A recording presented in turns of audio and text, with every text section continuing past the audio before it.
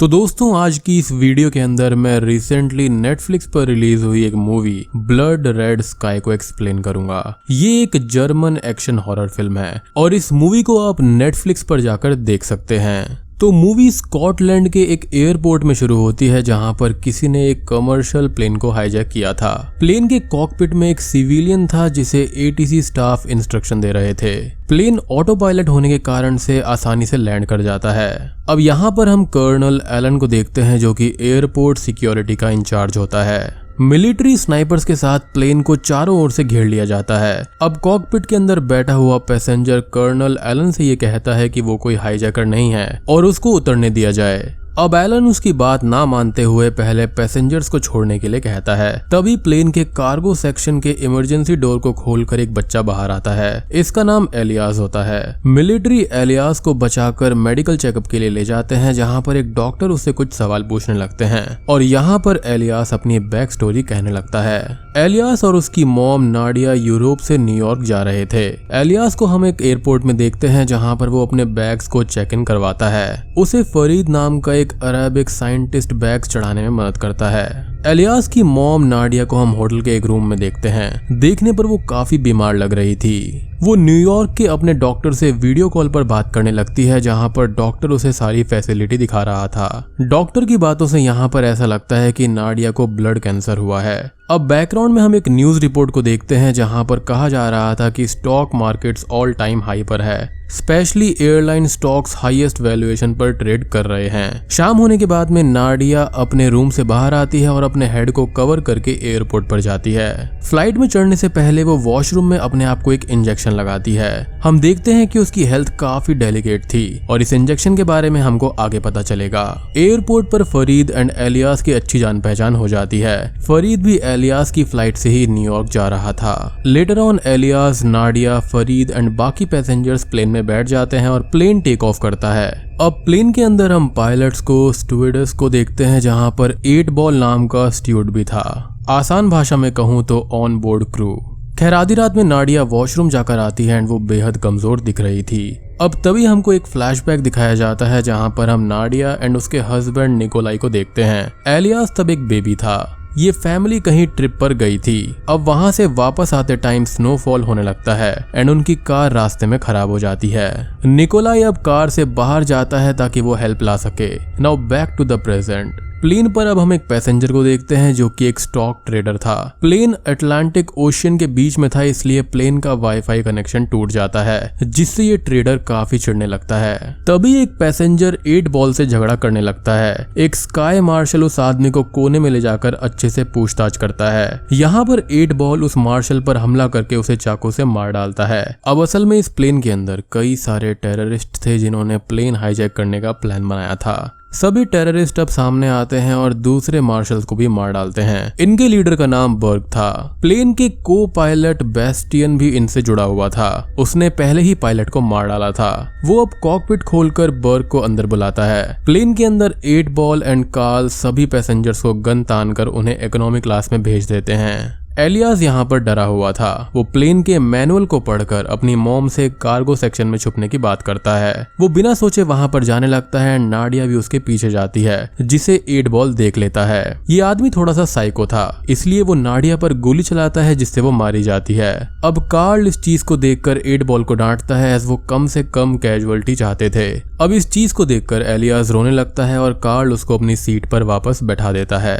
हम यहाँ पर नाडिया से जुड़ी हुई एक और फ्लैशबैक देखते हैं। उस रात निकोलाई हेल्प लेकर नहीं आता। नाडिया उसको ढूंढते हुए जाती है। वो नजदीक एक वीरान घर पर आती है जहां पर उसको कुछ ब्लड मार्क्स दिखाई देते हैं। वो उसे फॉलो करते हुए घर के बेसमेंट में जाती है। उसे वहां पर निकोलाई की डेड बॉडी मिलती है एंड उसे किसी ने बेरहमी से मार डाला था। तभी हम एक वैम्पायर को देखते हैं जिसने निकोलाई को मारा था। वो अब नाडिया पर भी हमला करने आता है। नाडिया बेसमेंट के डोर को लॉक करके उसको रोकती है तो वो बैक साइड से आने की कोशिश करने लगता है। इसी बीच वो नाडिया को भी काट लेता है। अब सुबह होती है और सूरज की रोशनी पड़ते ही वो वैम्पायर तड़पने लगता है एंड लेटर ऑन वो वहीं पर मारा जाता है। यानी कि लाइट वैम्पायर्स की कमजोरी थी जो कि हम सब जानते हैं। अब प्लेन पर हम नाडिया को उठते हुए देखते हैं एज असल में वो एक रियल वैम्पायर थी।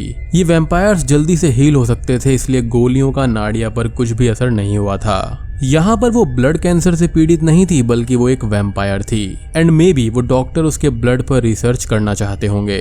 वो अपने वैम्पायर रूप को सप्रेस करने के लिए ही इंजेक्शंस को ले रही थी। वो अब कार्गो सेक्शन के हैच को खोलकर वहां पर छुप जाती है। प्लेन पर बर्ग अपने एक साथी से इंग्लिश में एक मैसेज रिकॉर्ड करवाता है, जिसमें ये लिखा था कि वो अरबिक टेररिस्ट हैं, वो खिलाफत के लिए ये सब कर रहे हैं, वो यूरोप के एथियस्ट से बदला लेने के लिए ये सब कर रहे हैं। ये मैसेज अरबिक में भी था, जिसे उसका दोस्त नहीं पढ़ पाता। बर्ग अब फरीद को वो मैसेज पढ़ने के लिए कहता है, जहां पर फरीद चालाकी करके उसका अपोजिट ट्रांसलेशन करता है। वो अरबिक में कहता है कि इन्होंने हमें किडनैप किया है, हमसे फोर्सफुली ये रिकॉर्ड करवा रहे हैं। बर्ग उसकी चालाकी को पढ़कर अपने साथी को ही मार डालता है एंड फरीद को ठीक से पढ़ने के लिए बोलता है। अब प्लेन के कार्गो एरिया में दो टेररिस्ट आते हैं जो कि अपने लगेज को ढूंढने लगते हैं। उसमें पैराशूट थे। यूरी नाम का एक टेररिस्ट प्लेन फ्यूल के अंदर कुछ केमिकल्स मिक्स करने लगता है, एज इनका प्लान प्लेन को क्रैश करवाना था। ये सभी टेररिस्ट जो थे वो पैराशूट से कूदने वाले थे। नाडिया भी कार्गो सेक्शन में ही छुपी हुई थी, जिसे देखकर दो कुत्ते वहां पर भौंकने लगते हैं। नाडिया अब यूरी पर हमला करके उसे मार डालती है, उसे घायल करके कुत्तों को रिलीज कर देती है ताकि लगे कि कुत्तों ने उसको मारा है। लेटर ऑन वो क्लीन होकर ऊपर प्लेन पर आती है। उसी टाइम सारे टेररिस्ट नीचे जाते हैं। बर्ग को यूरी की लाश देखकर शॉक लगता है। नाडिया ऊपर आकर एलियास को पुकारने लगती है। डेड नाडिया को देखकर सभी लोग डर जाते हैं। नाडिया अब सबसे ये पूछती है कि क्या उनमें से किसी को प्लेन उड़ाना आता है। तभी एक अरब एरोस्पेस इंजीनियरिंग स्टूडेंट आगे आता है, मतलब इंजीनियर्स यहाँ पर भी आ गए। कूल। नाडिया उसे लेकर कॉकपिट में जाती है as plane auto pilot mode में था। यहाँ पर फरीद सबसे ये कहता है कि टेररिस्ट ये प्लेन लंदन में क्रैश करवाना चाहते हैं, एज उन्होंने उससे ऐसा स्क्रिप्ट पहले से ही रिकॉर्ड करवाया है। स्टॉक ट्रेडर गाय अपना ही लॉजिक आगे रखता है, कहता है कि स्टॉक मार्केट ओवरहीटेड है, यदि 9/11 जैसा एक और हमला हुआ तो मार्केट्स नीचे आ जाएंगी और ये लोग तगड़ा पैसा बनाएंगे। मतलब यहाँ पर जान बिल्कुल जोखिम पर है और इसको पैसा कमाने की पड़ी है। कॉकपिट में नाडिया सीसीटीवी पर देखती है कि सभी टेररिस्ट जंप करने के लिए रेडी हो रहे हैं। तभी 8 बॉल को नाडिया का एक इंजेक्शन मिलता है। वो सस्पिशियस होकर उस हैच को चेक करने लगता है जहां से नाडिया ऊपर गई थी। वहां पर काफी सारे ब्लड मार्क्स थे। इसे देखकर सभी लोग फिर से ऊपर आ जाते हैं, यानी कि वो सारे के सारे टेररिस्ट। बर्ग एक पैसेंजर के ऊपर गन तानकर उसे नाडिया को डोर खोलने के लिए कहता है। जब वो नहीं खोलती तो वो उसे मार डालता है। लेटर ऑन 8 बॉल एक बच्ची को लेकर आता है एंड बर्ग उसे भी मारने ही वाला था। तभी नाडिया डोर खोलकर बर्ग पर हमला करती है एंड उसे काट कर खाने लगती है। बर्ग तड़पते हुए मर जाता है। बाकी टेररिस्ट इस वैम्पायर को देखकर वहां से इकोनॉमी सेक्शन में भाग जाते हैं। जब बर्ग भी इस वैम्पायर में कन्वर्ट होने लगता है तो नाडिया उसे चाकू से मारकर उसका दी एंड कर देती है। टेररिस्ट को यहाँ पर कुछ भी समझ नहीं आ रहा था कि हुआ क्या है। तभी 8 बॉल नाडिया की डायरी चेक करता है। उसे पढ़कर उसको ये समझ आता है कि वो एक वैम्पायर है, और जब ये बात वो दूसरों को बताता है तो वो लोग उसको साइको कहने लगते हैं। आगे नाडिया वॉशरूम में जाकर एक और इंजेक्शन लगाती है। यहाँ पर हम एक और फ्लैशबैक देखते हैं। वैम्पायर से इन्फेक्ट होने के बाद में नाडिया फिर से उसी घर में जाती है। वहां पर एक बूढ़ा आदमी था एंड वो भी इन्फेक्टेड था। वो ये कहता है कि ये इन्फेक्शन एक ईविल है एंड मैंने उसे कंट्रोल में रखा है, बट मेरा बेटा कंट्रोल से बाहर गया था एंड उसको तुमने मार डाला। वो अब नाडिया पर गन चलाकर उसको मारने ही जाता है, बट नाडिया उसको ही मारकर उसकी मेडिसिन को ले लेती है एंड लेटर ऑन उसके घर को आग लगा देती है। प्लेन में सारे टेररिस्ट अब कॉकपिट से आकर नाडिया पर हमला करने जाते हैं। 8 बॉल नाडिया पर टॉर्च डालकर उसे टॉर्चर करता है, उसके ब्लड सैंपल ले लेता है। वो उसे हॉकी स्टिक से मारने ही वाला था कि तभी एलियास उस पर गन चला देता है। गोली उसकी स्टिक को लगकर विंडो से बाहर चली जाती है, जिससे प्लेन में प्रेशर ड्रॉप होने लगता है और ऑक्सीजन मास्क खुल जाते हैं। इसे रोकने के लिए प्लेन को लो एल्टीट्यूड ले जाना था। टॉड अब कॉकपिट में ऑक्सीजन की कमी से बेहोश हो जाता है, तो एक टेररिस्ट अंदर जाकर प्लेन को नीचे ले जाने लगता है। इस हड़बड़ी में एक ट्रे उस स्टॉक ट्रेडर को हिट करती है, जिससे वो ब्लीड करने लगता है। आगे नाडिया भी उठ जाती है और वो 8 बॉल से फाइट करते हुए उसके आर्म पर गोली चला देती है। 8 बॉल भागकर कार्गो में रखी हुई एक बुलेट प्रूफ कार में बैठ जाता है। नाडिया उस पर गोली चलाती है एंड एक रॉड से हमला करती है। ये साइको 8 बॉल बचने के लिए वैम्पायर ब्लड सैंपल को अपने अंदर ही इंजेक्ट कर लेता है, जिससे वो भी वैम्पायर में कन्वर्ट होने लगता है। नाडिया उसे उसी की कार में जलाकर मार डालती है, बट वो मरता नहीं है। अब इन टेररिस्ट को आग की वार्निंग कॉकपिट में मिलती है, तो वो फायर एक्सटिंग्विशर्स को ऑन कर देते हैं। नीचे आकर चेक करते हैं एंड उन्हें भी 8 बॉल काट लेता है, तो वो सभी लोग वैम्पायर में कन्वर्ट होने लगते हैं। नाडिया अब ऊपर आकर सभी पैसेंजर्स को वार्न करती है। सभी लोग अब कार्गो सेक्शन में एग्जिट्स को क्लोज कर देते हैं। वैम्पायर्स एक एग्जिट से आने की कोशिश कर रहे थे जहां पर वैम्पायर फरीद को काट लेता है। नाडिया फौरन ही एक एक्स की मदद से फरीद के हाथ को काट देती है ताकि इन्फेक्शन स्प्रेड ना हो। अब सभी वैम्पायर्स नीचे कार्गो में थे। प्लेन के अंदर एक डॉक्टर थी जो कि ट्रेडर से ये कहती है कि उसको इंटरनल चोट लगी है एंड अब उसका कुछ भी नहीं हो सकता। वो ट्रेडर यहाँ पर मरना नहीं चाहता था, इसलिए वो रेंगते हुए कार्गो के डोर पर जाता है, उसे खोलकर अंदर एंटर करता है। वो 8 बॉल से उसे काटने के लिए कहता है ताकि वो भी वैम्पायर बनकर जिंदा रहे। अब यहाँ पर अपेरेंटली प्लेन का को पायलट बेस्टियन अभी भी जिंदा था, वो नीचे वैम्पायर नहीं बना था। वो अब स्कॉटलैंड के एटीसी को कॉल करके हाईजैक की खबर देता है। ऑटो पायलट में कोऑर्डिनेट्स डाल देता है। अब उस ट्रेडर की वजह से वैम्पायर्स प्लेन के अंदर आ गए थे। वो सभी लोगों को काटने लगते हैं। भयानक माहौल हो जाता है और भगदड़ मच जाती है। इससे पहले सिर्फ नाडिया ही एक अकेली वैम्पायर थी। अब सारे लोग वैम्पायर में कन्वर्ट होने लगे थे।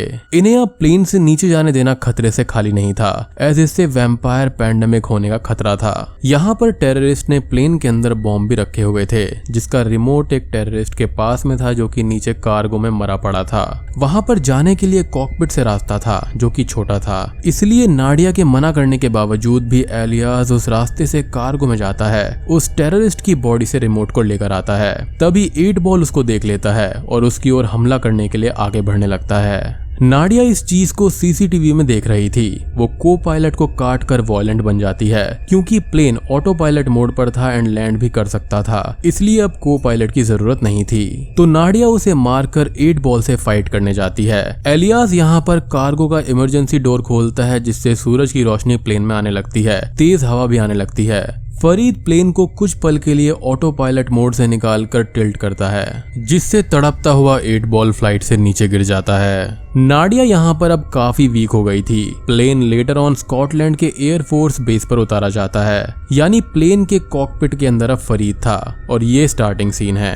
अब कर्नल एलन एलियास की स्टोरी को इग्नोर करने लगता है, जिसको सिर्फ ये एक बच्चे का भ्रम लगता है। उसे अभी भी ये लग रहा था कि फरीद ने ही प्लेन को हाईजैक किया है और पैसेंजर्स अभी भी अंदर हैं। वो शाम तक वेट करता है और लेटर ऑन मिलिट्री को प्लेन में चढ़ने का ऑर्डर दे देता है। जैसे ही मिलिट्री प्लेन के अंदर चढ़ती है, वैम्पायर्स उन पर हमला कर देते हैं, उन्हें भी काटने लगते हैं, जिस चीज को कर्नल एलन घबराकर सीसीटीवी में देख रहा था। एंड सोल्जर्स की बॉडी कैम फुटेज उसको दिख रही थी। फरीद को मिलिट्री कैप्चर करके ले जाने लगती है एंड एलियास भी अब प्लेन के पास आकर नाडिया का वेट करने लगता है। बट इस बार वो कंप्लीटली कन्वर्ट हो गई थी, यानी कि उसने अपनी इंसानियत खो दी थी। इसे देखकर एलियास रोते हुए रिमोट दबा देता है, जिससे प्लेन में एक ब्लास्ट होता है। सभी वैम्पायर्स मारे जाते हैं और बूम, ये मूवी यहीं पर खत्म हो जाती है। तो दोस्तों, ये थी ब्लड रेड स्काई मूवी की कहानी।